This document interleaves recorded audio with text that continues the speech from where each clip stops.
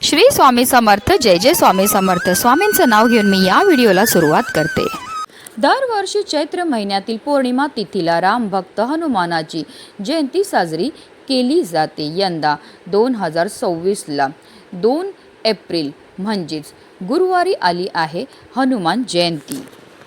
पंचांगानुसार चैत्र पौर्णिमा तिथी 1 एप्रिल रोजी सकाळी 7:06 प्रारंभ होईल, तर दुसऱ्या दिवशी म्हणजेच 2 एप्रिल रोजी सकाळी 7:41 समाप्त होईल आणि उदय तिथीनुसार 2 एप्रिलला हनुमान जन्मोत्सव साजरा केला जाईल. या शुभ दिनी माता अंजनीच्या उदरातून हनुमानाचा जन्म झाला. हिंदू धर्मात संकटमोचन हनुमानाला कलियुगाचा देवता मानण्यात आले आहे. या दिवशी हनुमानाची विधिवत पूजा केली जाते. असे म्हणतात की या दिवशी बजरंगबलीची मनोभावे पूजा केल्याने आपल्या सर्व इच्छा पूर्ण होतात. तसेच ग्रह नक्षत्राचे शुभ फळ देखील मिळते. कोणत्याही समस्येपासून मुक्ती मिळते. तसेच भूत आणि नकारात्मक शक्तींपासून सुद्धा मुक्तता मिळते. तसेच कुंडलीतील मंगळाची स्थिती अधिक मजबूत होते. तसेच हिंदू धर्मामध्ये चैत्र पौर्णिमेचा दिवस विशेष महत्त्वाचा मानला जातो. या दिवशी भगवान विष्णू तसेच माता लक्ष्मीची पूजा केली जाते. ही पूजा केल्यामुळे जीवनामध्ये सुख, समृद्धी आणि शांती येते. तसेच चैत्र पौर्णिमेच्या दिवशी चंद्राला जल अर्पण करणे अत्यंत शुभ मानले जाते.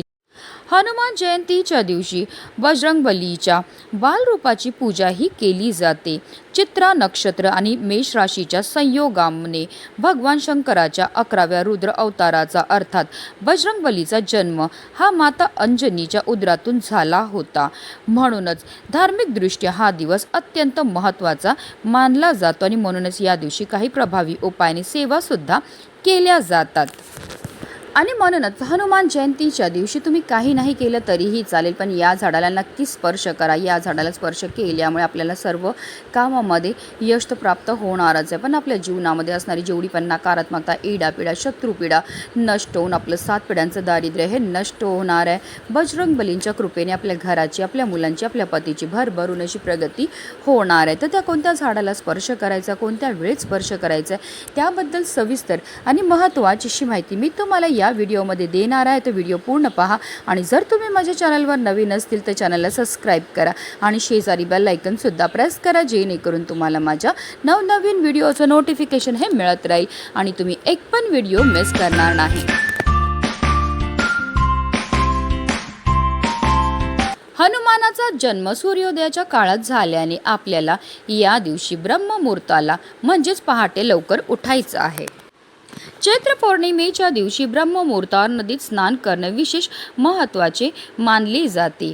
मात्र जर तुम्हाला नदीत स्नान करणं शक्य नसेल तर आंघोळीच्या पाण्यामध्ये गंगाजल घालून घरच्या घरी स्नान करावी. स्नान केल्यानंतर पिवळ्या किंवा लाल रंगाचे कपडे परिधान करायचे आहेत. त्यानंतर आपल्याला बजरंगबलीसमोर व्रताचा संकल्प हा करायचा आहे. तसेच आपल्याला सूर्यदेवांना सुद्धा जल हे अर्पण करायचे. त्यानंतर सर्वप्रथम आपल्याला देवघरामध्ये दिवा हा प्रज्वलित करून घ्यायचा आहे. कारण कोणतीही सेवा किंवा कोणताही उपाय जर आपण अग्नीच्या साक्षीने केला तर त्यामध्ये आपल्याला निश्चित सफलताही प्राप्त होत असते. त्यानंतर आपल्याला विधिवत प्रभू श्री रामचंद्रांची तसेच माता सीताची पूजाही करून घ्यायची. कारण बजरंगबली हे राम भक्त होते आणि जर आपण प्रभू श्री रामांची आणि माता सीताची पूजा केली तर त्यामुळे आपल्यावर फारच लवकर बजरंगबली प्रसन्न होत असतात. तसेच चैत्र पौर्णिमेच्या दिवशी लक्ष्मीनारायणाची पूजा पूर्ण विधीपूर्वक करायची आहे. या दिवशी भगवान विष्णूंना पिवळ्या रंगाची फळे, फुले अर्पण करावी. तसेच देवी लक्ष्मीला गुलाब आणि लाल रंगाची फुले आणि सौंदर्य प्रसाधनाच्या सर्व वस्तू अर्पण करावे. तसेच चैत्र पौर्णिमेच्या दिवशी सत्यनारायणची कथा वाचणे पुण्यपूर्ण मानले जाते. तसेच हनुमान जयंतीच्या दिवशी चमेलीच्या तेलात सिंदूर मिसळून बजरंगबलींना चोळा अर्पण करा. यानंतर चमेलीच्या तेलाचा दिवा लावा आणि गुलाबाच्या फुलांची माळा अर्पण करा. पूजेमध्ये बजरंगबलींना आवडता प्रसाद म्हणजे गुळ आणि हरभरा याचा समावेश आपल्याला आवर्जून करायचा. तसेच बजरंगबलींना बुंदीचे लाडू सुद्धा अर्पण करावे. यानंतर 7 वेळा हनुमान चालिसाचा पाठ करावा. या दिवशी घरी रामायण पाठ करणं उत्तम मानलं जातं.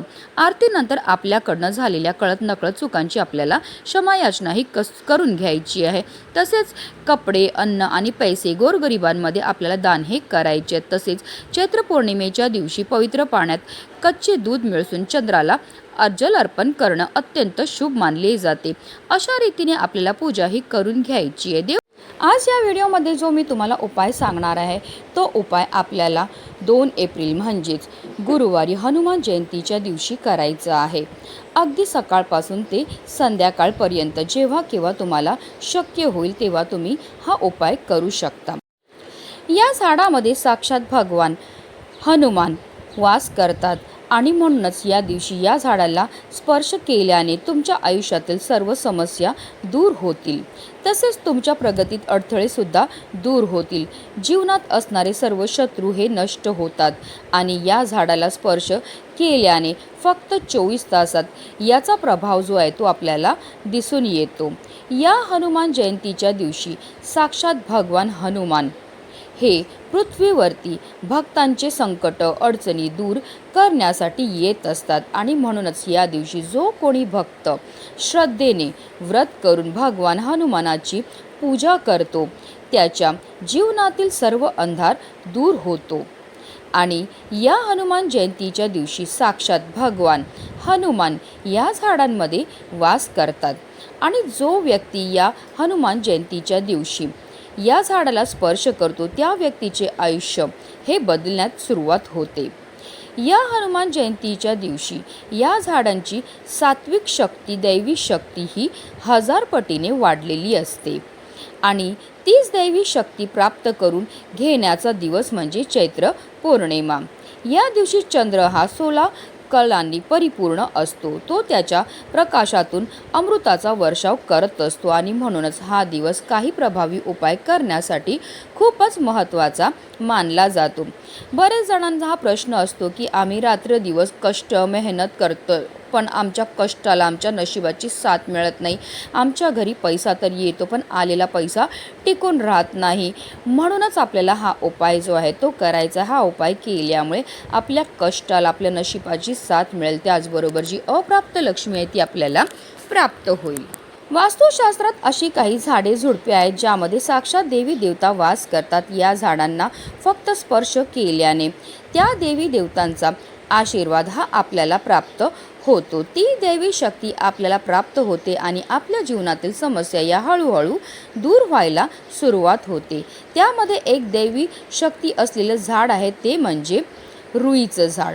तुम्ही बघितलं असेल की कोणत्याही मारुतीच्या हनुमानाच्या मंदिरामध्ये गेल्यानंतर हनुमानांना रुईच्या पानांची माळा जी आहे ती अर्पण केली असते. रुईची फुलं अर्पण केलेले असतात कारण रुई किंवा रुईची पानं, रुईची फुलं ही अत्यंत हनुमानांना प्रिय आहे. या झाडामध्ये साक्षात भगवान हनुमान वास करतात आणि म्हणूनच यांना प्रिय असलेल्या झाडांची पूजा या दिवशी जर केली तर आपल्यावरती खूप लवकर बजरंगबली हे प्रसन्न होतात. देवपूजा करून झाल्यानंतर तुम्ही लगेचच हा उपाय करू शकतात पण तुम्हाला फक्त बहार दुपारी हा उपाय जो आहे तो करता येणार नाही. एक तर सकाळी करा नाहीतर तुम्ही संध्याकाळी केला तरीही चालणार आहे. आता हा उपाय करण्याकरता आपल्याला एक तांब्याचा कळश भरून त्यामध्ये शुद्ध पिण्याचं पाणी हे भरून घ्यायचं आहे. त्यामध्ये थोडंसं आपल्याला लाल चंदन टाकायचं आहे आणि थोडेसे काळे तीळ टाकायचे आहेत. त्यानंतर आपल्याला एक मोहरीच्या तेलाचा दिवा जो आहे तो घ्यायचा आहे. मातीची पंती घ्यायची आहे, त्यामध्ये थोडंसं मोहरीचं तेल घालायचं आहे. कापसाची 2 वातीला 1 वात करून आपल्याला लांब वात ही टाकायची आहे आणि घेऊन जायचं रुईच्या झाडाजवळ. रुईच्या झाडाजवळ गेल्यावर सर्वप्रथम तिथे आपल्याला दिवा हा प्रज्वलित करून घ्यायचा. त्यानंतर जे आपण पाणी घेऊन गेलेले आहेत ते आपल्याला रुईच्या झाडाला अर्पण करून घ्यायचे आहेत. जल अर्पण करताना आपल्याला ओम ह हनुमंते नम, ओम ह हनुमंते नम या मंत्राचा जप हा करायचा आहे. या मंत्राचा जप केल्याने आपल्यावर फारच लवकर बजरंगबली हे प्रसन्न होत असतात. त्यानंतर आपल्याला आपले दोन्ही हात जे ते रुईच्या झाडाला स्पर्श करायचा आहे आणि आपल्या मनातली इच्छाही बोलायची आहे। त्यानंतर आपल्याला रुईच्या पानाची 11 पानं जी आहेत ती तोडून घ्यायची आहे। पानं तोडताना आपल्याला सर्वप्रथम रुईच्या झाडाची क्षमा याचनाही करायची आहे। कोणत्या इच्छापूर्ती करता आपण हे पान तोडतोय ते आपल्याला तिथे बोलायचं आणि 11 रुईची पानं ही जी आहेत ती आपल्याला तोडून आपल्या घरी घेऊन यायची आहेत। ही पानं आपल्या घरी आणल्यानंतर आपल्याला स्वच्छ धुवून आणि पुसून घ्यायचं। आता तुम्हाला लाल चंदन घ्यायचं, तर तुमच्याकडे लाल चंदन असेल तर लाल चंदन घ्या, नाही तर तुम्ही शेंदूर घेतला तरीही चालणार आहे। आणि त्यानंतर प्रत्येक पानावर आपल्याला रुईच्या झाडाच्याच काडीने राम हा शब्द लिहायचा आहे। आणि त्यानंतर आपल्याला या 11 पानांपासून एक माळाही तयार करून घ्यायची आहे। ही माळा घेऊन आपल्याला जायचं आहे हनुमानाच्या मंदिरात आणि तिथे जाऊन तुम्हाला ही माळा जी आहे ती भगवान हनुमानांना अर्पण करायची आहे, त्यांच्या गळ्यात घालायची आहे आणि तिथेच बसून आपल्याला एक वेळा हनुमान चालिसाचं पठण करायचं आणि दोन्ही हात जोडून आपल्या मनातली इच्छाही बोलायची। ती इच्छापूर्ती होण्याकरता आपल्याला मनोभावे प्रार्थनाही करायची आहे। यानंतर पुढचं झाड म्हणजे वडाचं। बघा, हनुमानांना वडाच्या झाडाच्या सावलीत ध्यान करणे हे खूप जास्त आवडत होतं। ते नेहमी वडाच्या झाडाखाली बसून ध्यान करायचे आणि तुम्ही सुद्धा बघितलं असेल की वडाच्या झाडांखाली बऱ्याच ठिकाणी हनुमानाची मूर्ती किंवा फोटो हा बघायला मिळतो, कारण ते झाड त्यांना खूप जास्त प्रिय होतं।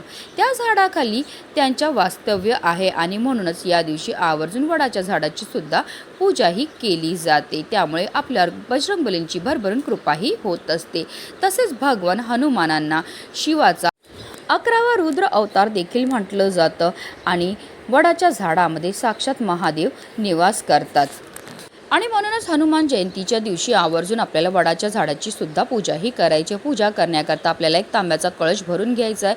त्या कळशामध्ये आपल्याला शुद्ध पिण्याचं पाणी हे भरून घ्यायचं। त्या पाण्यामध्ये थोडंसं गंगाजल टाकायचं आहे। यानंतर आपल्याला एक तुपाचा दिवा घेऊन जायचं वडाच्या झाडाजवळ। आता हा दिवा वडाच्या झाडाजवळ गेल्यावर सर्वप्रथम प्रज्वलित करून ठेवायचा आहे।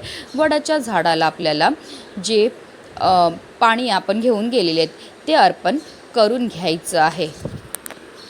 त्याचबरोबर आपल्याला एक मौली धागा सुद्धा घेऊन जायचा। मौली धागा जो आहे तो आपल्याला वडाच्या झाडाच्या खोडाला गुंडाळायचा आहे की अगदी तुम्ही तुमची मनातली इच्छा व्यक्त करून वडाच्या झाडाच्या फांदीला हा धागा बांधला तरीही चालणार आहे। आता या झाडाला आपल्याला 11 प्रदक्षिणा करायच्यात। प्रदक्षिणा करताना ओम हनुमंते नमः या मंत्राचा आपल्याला जप हा करायचा। आपला उजवा हात जो आहे तो वडाच्या झाडाला स्पर्श करून आपल्या मनातली इच्छाही बोलायची आहे। यानंतर पुढचं झाड जे आहे ते म्हणजे पिंपळाचं। चैत्र पौर्णिमे तिथी ही भगवान विष्णू आणि माता लक्ष्मीला समर्पित आहे। या चैत्र पौर्णिमेच्या पवित्र दिवशी भगवान हनुमानांचा जन्म झाला आणि साक्षात पिंपळ वृक्षामध्ये माता लक्ष्मी, भगवान विष्णू आणि भगवान हनुमान हे सुद्धा वास करत असतात। पिंपळाच्या वृक्षाच्या पानांमध्ये साक्षात धनाची देवी म्हणजेच माता लक्ष्मीचा वास असतो। या पिंपळ वृक्षाच्या खोडामध्ये भगवान श्रीहरी विष्णू वास करतात आणि या झाडाच्या मुळांमध्ये भगवान हनुमानाचा वास असतो आणि म्हणूनच ज्योतिषशास्त्रानुसार असे म्हटले जाते की पिंपळाच्या झाडाखाली हनुमान चालिसाचं पठण केल्याने अत्यंत फलदायी पुण्य आपल्याला प्राप्त होत असतं। शास्त्रानुसार पिंपळात ब्रह्मा, विष्णू, महेश यांचा निवास असतो आणि हनुमान हे भगवान शिवाचे 11वे रुद्र अवतार आहेत। म्हणूनच पिंपळ वृक्षाची पूजा केल्यावर आपल्यावर त्रिदेवांची भरभरून कृपाही होत असते। हा उपाय करण्याकरता आपल्याला एक कळश भरून पाणी घ्यायचं आहे आणि त्या पाण्यामध्ये आपल्याला थोडंसं काळे तीळ टाकायचे, थोडंसं गंगाजल टाकायचं आहे। त्यानंतर आपल्याला एक दिवा प्रज्वलित करून घ्यायचा आहे। दिवा तुम्ही मोहरीचा तेलाचा घेऊ शकतात। त्याचबरोबर हळद, कुंकू, अक्षदा, फुलं तसेच चण्याची डाळ आणि गूळ सुद्धा घेऊन आपल्याला जायचं आहे पिंपळ वृक्षाजवळ। पिंपळ वृक्षाजवळ गेल्यावर सर्वप्रथम तिथे दिवा प्रज्वलित करून घ्यायचा आहे। झाडाला हळद, कुंकू, अक्षदा, फुलं अर्पण करून घ्यायचे, चणा डाळ तसेच गूळ ठेवून घ्यायचं आहे। त्याचबरोबर आपल्याला जे पाणी घेऊन गेले ते आपल्याला त्या झाडाला अर्पण करायचं। त्यानंतर पिंपळ वृक्षाला आपल्याला 11 प्रदक्षिणा मारायच्यात। प्रदक्षिणा मारताना आपल्याला निरंतर ओम नमो भगवते वासुदेवाय नमः या मंत्राचा जप हा करायचा आहे। त्यानंतर आपला उजवा हात जो आहे तो आपल्याला पिंपळ वृक्षाला स्पर्श करायचा, आपल्या मनातली इच्छाही व्यक्त करायची. तसेच पिंपळ वृक्षाखाली बसून आपल्याला एक वेळा हनुमान चालिसाचं पठण सुद्धा करायचं आहे. दोन्ही हात जोडून आपल्याला पुन्हा एकदा आपल्या मनातली इच्छाही व्यक्त करायची. ती इच्छा पूर्ती होण्याकरता आपल्याला मनोभावे प्रार्थनाही करून घ्यायची आहे. अशा रीतीने हनुमान जयंतीच्या दिवशी आवर्जून आपल्याला या 3 पवित्र वृक्षांची पूजा आणि सेवा ही करायची. म्हणूनच व्हिडिओ जास्तीत जास्त लोकांपर्यंत शेअर करा, जेणेकरून प्रत्येकाच्या आयुष्याचं कल्याण हो, हीच मनामध्ये इच्छा. श्री स्वामी समर्थ. जय जय स्वामी समर्थ.